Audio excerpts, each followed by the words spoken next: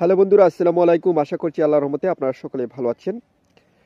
আপনারা হয়তো ভাবছেন যে 20শে জানুয়ারি যেহেতু নতুন ভোটার তালিকা হালনাগাদ শুরু হবে, তখন যে কর্মী আসবে তারা কি কি কাজ করবে।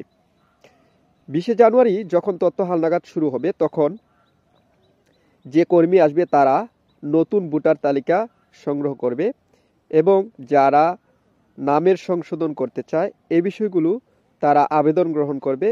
এছাড়াও যারা স্থানান্তর হতে চায়, যেমন এক ইউনিয়ন থেকে অন্য ইউনিয়নে যেতে চায়, তাদের যে আবেদন আছে তা গ্রহণ করবে।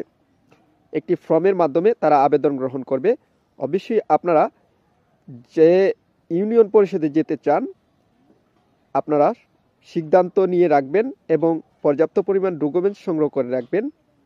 তাহলে আশা করছি যে 20শে জানুয়ারি যখন তথ্য হালনাগাদ শুরু হবে তখন আপনারা স্থানান্তর হতে চাইলে স্থানান্তর হতে পারবেন এবং যদি আপনি কোনো সংশোধন করাতে চান তাহলে সংশোধন করার জন্য আবেদন করতে পারবেন। এছাড়াও আপনার এলাকায় যদি কেউ মৃত্যুবরণ করে তাহলে ভোটার তালিকা থেকে তাদেরকে কর্তন করা হবে।